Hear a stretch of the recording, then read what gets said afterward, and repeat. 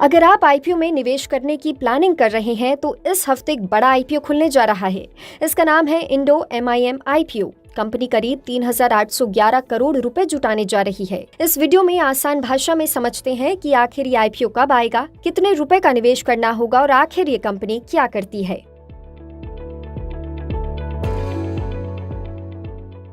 Indo MIM की शुरुआत साल 1996 में हुई थी। ये कंपनी मेटल इंजेक्शन मोल्डिंग यानी कि एमआईएम टेक्नोलॉजी की मदद से छोटे लेकिन बेहद स्ट्रॉन्ग और हाई प्रिसिजन मेटल पार्ट्स बनाती है। आसान भाषा में कहें तो ऐसे मेटल के पार्ट्स जिनका इस्तेमाल बड़ी मशीनों, मेडिकल डिवाइसेस, डिफेंस इक्विपमेंट और कई दूसरे एडवांस प्रोडक्ट्स में होता है। कंपनी सिर्फ एमआईएम टेक्नोलॉजी तक सीमित नहीं है। ये investment casting, precision machining, ceramic injection moulding और 3D मेटल प्रिंटिंग जैसे एडवांस टेक्नोलॉजी का भी इस्तेमाल करती है। FY25 में कंपनी ने करीब 6,400 से ज्यादा तरह के प्रोडक्ट्स बनाए हैं।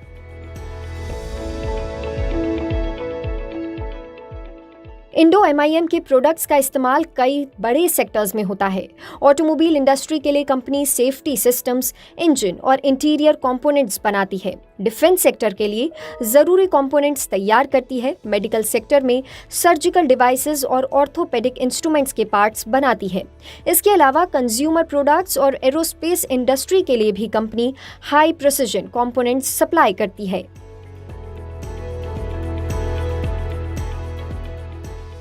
कंपनी के भारत, अमेरिका, ब्रिटेन और मेक्सिको में कुल 15 मैन्युफैक्चरिंग फैसिलिटीज हैं। इसके अलावा चीन, जर्मनी और अमेरिका में सेल्स ऑफिसेज हैं, जबकि यूरोप और एशिया के कई देशों में इसकी सेल्स टीम मौजूद है। FY26 में कंपनी ने 1100 से ज्यादा कस्टमर्स को अपने प्रोडक्ट सप्लाई किए हैं।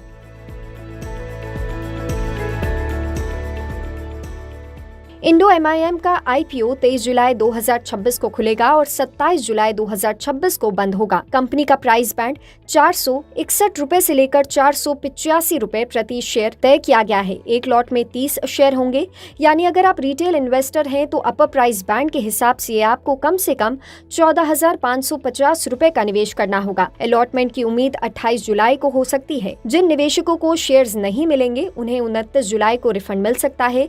वहीं जिन्हें शेयर्स मिल जाएंगे उनके डीमैट अकाउंट में शेयर्स भी 29 जुलाई को क्रेडिट होने की संभावना है। कंपनी की लिस्टिंग 30 जुलाई 2026 को BSE और NSE दोनों पर हो सकती है।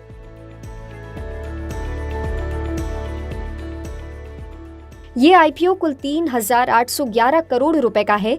इसमें करीब 4,999 करोड़ का फ्रेश इशू शामिल है, जबकि 3,311 करोड़ का ऑफर फॉर सेल यानी कि OFS है। इसका मतलब है कि आईपीओ का बड़ा हिस्सा मौजूदा शेयर होल्डर्स अपनी हिस्सेदारी बेचने के लिए ला रहे हैं, यानी आईपीओ से जुटाई गई पूरी रकम कंपनी के बिजनेस में नहीं जाएगी।